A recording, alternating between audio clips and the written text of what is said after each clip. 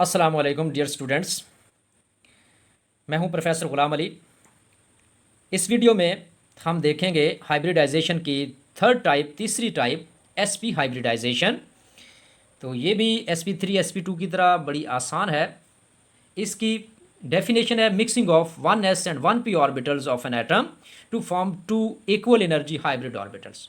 इसमें एक s और एक p ऑर्बिटल मिक्स होता है और दो नए इक्विवेलेंट हाइब्रिड ऑर्बिटल्स बनते हैं।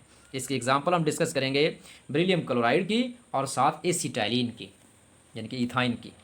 तो इसमें जो बेरिलियम है, बेरिलियम की अगर हम कॉन्फ़िगरेशन की बात करें तो बेरिलियम का जो एटॉमिक नंबर है वो कितना है, 4 होता है।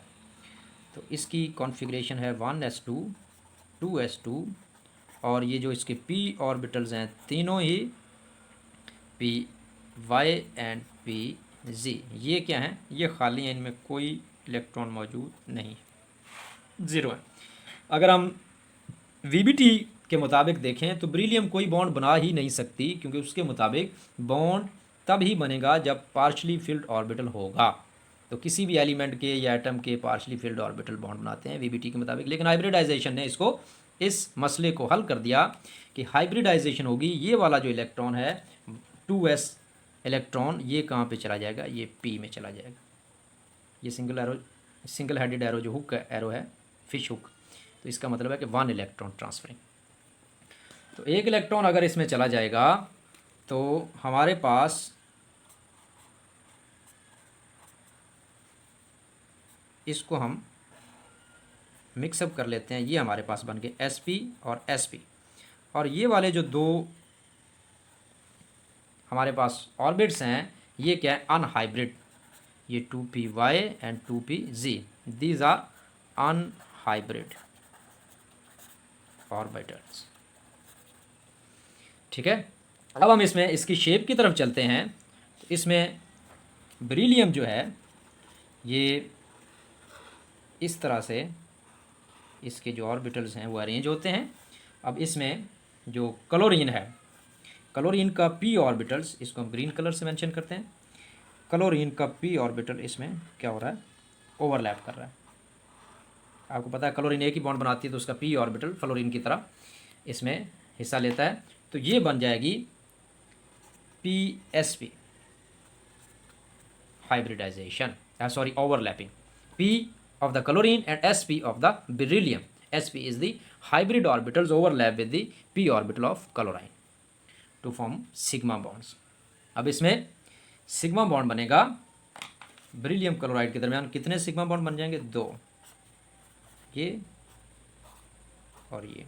तो इसका बॉन्ड एंगल कितना होगा, 180 का।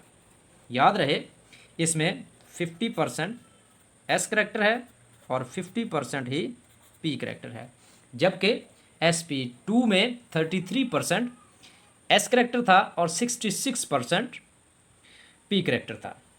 इसी तरह अगर हम sp3 में चले जाएं तो उसमें s करेक्टर और कम हो जाता है, जो कि 25% था, और p करेक्टर मैक्सिमम था 75%। याद रहे कि s करेक्टर जितना ज़्यादा होता जाएगा उतना एसिडिक बिहेवियर ज़्यादा होता जाएगा। ठीक है, s करेक्टर इंक्रीज करने से एसिडिक करेक्टर इंक्रीज। ठीक है, एस करेक्टर ज़्यादा होगा हाइब्रिडाइजेशन में तो उसका एसिडिक बिहेवियर भी ज़्यादा होगा, एसिडिक करेक्टर भी ज़्यादा होगा। तो इससे हम जाहिर कर सकते हैं कि sp3 sp2 और sp में कौन सा ज़्यादा एसिडिक करेक्टर रखेगा, तो sp एसिडिक करेक्टर रखेगा। अगर हम बात करेंगे हाइड्रोजन, कार्बन और हाइड्रोजन वाले मालिक्यूल्स की, तो इसमें CH4 है, इथीन है और इथाइन है, तो हम इथाइन को ज़्यादा एसिडिक कहते हैं, उसकी वजह ये एस करेक्टर है।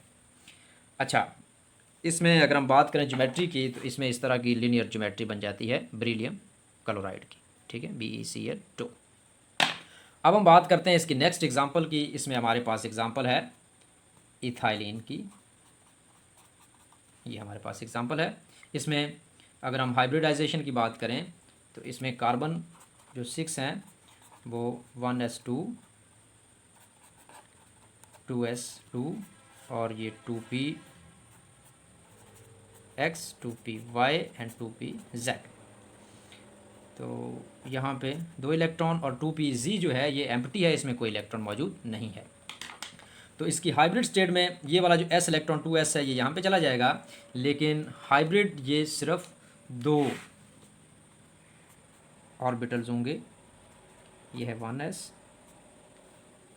یہ 1s اینڈ 1p آربیٹلس، اس کو ہم یعنی کہ ان کی کیا ہوئی ہے ہائبریڈائزیشن، یہ ہائبریڈائز ہوئے ہیں، ایک ایس اور ایک پی، یہ والا اور یہ والا، اور ریمیننگ جو 2 ہیں وہ ان ہائبرڈ رہ گئے، تو ان کو ہم لکھیں گے ایس پی، ان میں ایک ایک الیکٹران ہے، اور یہ ایس پی، اب یہ ایکسائٹڈ ہوا تھا تو ایک الیکٹران اس میں چلا گیا، اب یہ جو ہے ان ہائبرڈ رہ گئے، یہ دونوں کیا ہیں ان ہائبرڈ، 2py اینڈ 2pz، یہ کیا ہیں ان hybrid, P Y and P زی آربیٹلس، یہ ان ہائبرڈ رہ گئے ہیں۔ اب ہم اس کی مالیکولر شیپ کی طرف چلتے ہیں کہ یہ کس طرح سے سینٹرل ایٹم کے گرد ارینجمنٹ کریں گے۔ تو اس میں جو کاربن ہے، یہ ایک کاربن، اس کے یہ لینئرلی 180 کا یہ اینگل بنائیں گے، 180 ڈگری کا۔ اسی طرح ایک اور کاربن ہے، یہ بھی ایس پی، یہ دونوں کیا ہیں ایس پی کاربن ہے، اور یہ بھی کیا ہے ایس پی کاربن ہے، ٹھیک ہے۔ تو ان کے ساتھ یہ ہائیڈروجن اور یہ ہائیڈروجن کیا بنا دے گا، اوور لیپنگ کر کے سگما بانڈ بنا دے گا، یہ S P S S S P over lapping ہے۔ اب اس میں دو جو ان کے 2 آربیٹلز ہیں، وہ ایک اس طرح سے پی وائی، یہ کیا ہے پی وائی، اور یہ بھی کیا ہے پی وائی، اور جو اس کا تیسرا ہے آربیٹل پی زیڈ، اس کو ہم یوں ڈرا کر لیتے ہیں، اس کو کر لیں پی زی، اور یہ بھی کیا ہے پی زی۔ اب ان کے پاس جو اوور لیپنگ کرنے کی گنجائش ہے وہ صاف ظاہر ہے سائڈ وائز ہے، لیٹرل، یہ ہے ایس پی اور ایس پی سگما بانڈ، یہ بن گیا sigma bond had to head over lapping سے۔ اب یہاں پہ سائڈ وائز اوور لیپنگ ہوگی، اب یہ جو ہے اسی طرح سے اس سے، ٹھیک ہے، اور یہ اس سے اس طرح سے آپس میں بانڈ بنا دیں گے۔ تو ان کی جو بانڈنگ ہے اس میں یہ والا جو ایریا ہے دونوں نیوکلیئر ایکسس کے درمیان والا ایریا، یہ الیکٹرانک کلاؤڈ سے فل ہو جائے گا، اور یہ ایک طرح سے ڈرم کی شکل بنا دے گا۔ تو یہ اس طرح سے اس کی آربیٹلس کی شیپ یہ چھوٹے ہی رہ جائیں گے، اور یہ اس طرح سے اس کی شیپ بنا دیں گے، کیونکہ یہ ایکسپینشن ہو جائے گی اس میں، ٹھیک ہے۔ تو یہ پوری الیکٹران ڈینسٹی ان دونوں کاربنس ایٹم کے درمیان آ جائے گی۔ تو یہ بن گئی اس میں ایسیٹائلین کی جیومیٹری۔ اب اس میں جو بانڈ اینگل ہے وہ کتنا ہوگا، بانڈ اینگل اس میں 180 کا ہوگا، اور اس کی شیپ کیا ہوگی لینئر، اس کی شیپ کیا ہوگی لینئر۔ اس طرح سے سپوز یہ ایک ایسیٹائلین کا مالیکیول ہے، اس میں یہ 2 ہائیڈروجن لگے ہوئے ہیں، اور یہ 2 کاربن ہیں، ایس پی کاربن اور یہ ایس پی کاربن، ان کے درمیان بانڈ کتنے ہیں 3 بانڈ ہیں، اور یہاں پہ یہ اس کو اتنی اسپیس یہ آکوپائی کر رہے ہیں، یعنی کہ اس کو اگر ہم کلاؤڈ میں دیکھیں تو یہ کافی ساری جو اسپیس ہے وہ باہر کی طرف پھیلی ہوئی ہے۔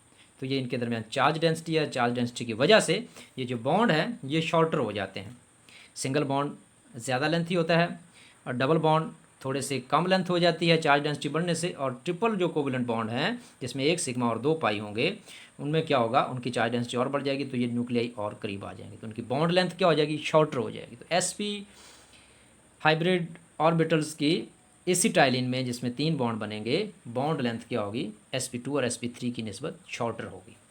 تو اسٹوڈنٹس اس میں اتنا ہی اس میں ہمارا جو ہائبریڈائزیشن کا ٹاپک ہے وہ مکمل ہوا۔